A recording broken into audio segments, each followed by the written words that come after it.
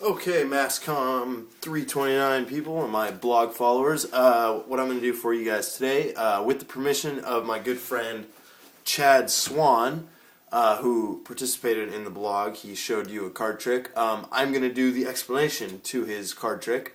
So if you haven't seen it yet, please go to my previous blog, Magic with a Pro, or From the Eyes of a Pro, or something like that. I can't quite remember the name right now.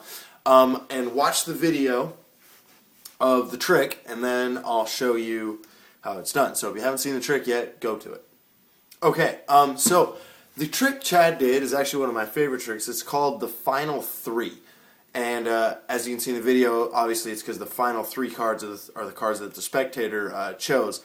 This is another mathematical card trick, and again, this is a great example of how math tricks can have a great effect.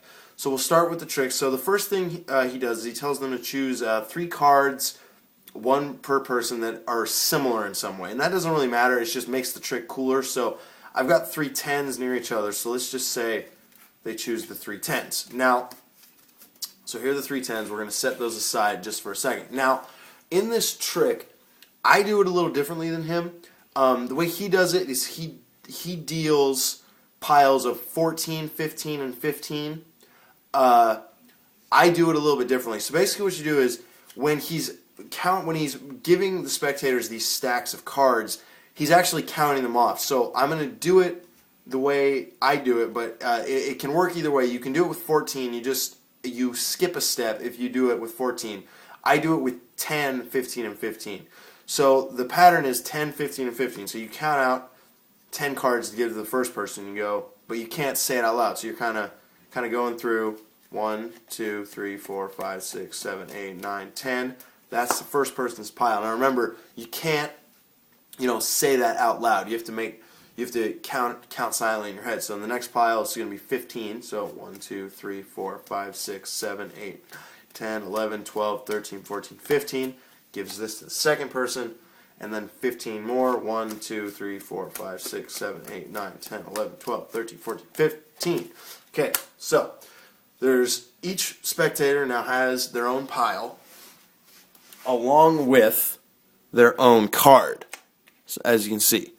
But we don't know what those cards are.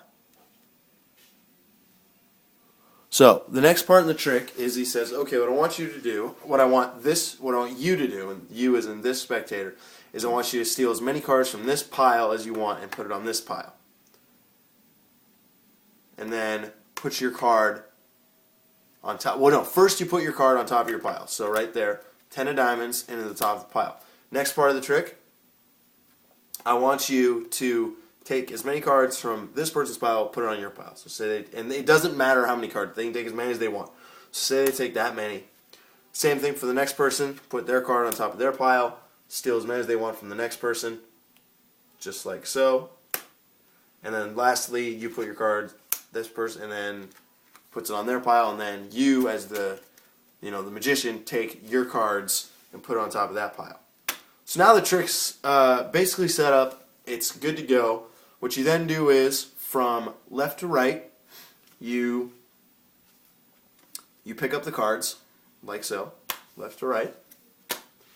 And then what you have to do is, if you do 10, 15, 15, you have to come up with an excuse to move the top four cards to the bottom. If you do 14, 15, and 15, you don't have to do that. I didn't really realize that until Chad did his version of it. So the way I do it is I say, well, there's four cards in a suit, so 1, 2, 3, 4, and we're going to move four cards to the bottom. Then what you do is you do this long process where you go up, down, up, down, up, down.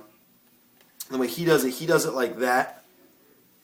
So up, down, and you just do it like that, and you tell them if anybody sees their card to stop you, but nobody's going to see their card. It's just going to keep going like so. And nobody is ever going to see their card. So you just keep going like this.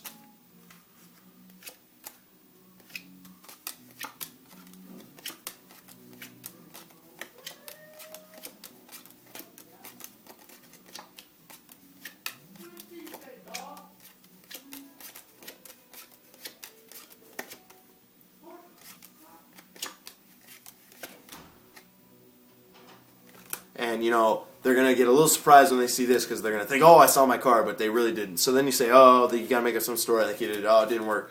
So you set those cards aside. Then you go through the process again. And you can do it either way. You can do it the way I do it, where you go up, down like that, or you can do them both at once like that. Doesn't matter as long as you keep the pattern up, down, up, down, up, down, up, down, up, down. And you're just going to keep going through this process. And again, they're not going to see their card. You're going to say, oh no, this isn't working. Something's going wrong. They're going to think something's going wrong because they haven't seen their card yet. Do it again. And again, they're not going to see their card. You go through it again. And they don't see their card. And then they kind of realize at this point there's only 3 cards left. So the 3 cards left have to be their 3 cards. So there's the trick, final 3. Again, there's 2 ways to do it. He does it with 14, 15, 15. I do it with 10, 15, 15. But it's going to get the same effect, and it's a great trick. So go out there and enjoy it. Again, it's a mathematical trick. All it is it takes a little bit of practice.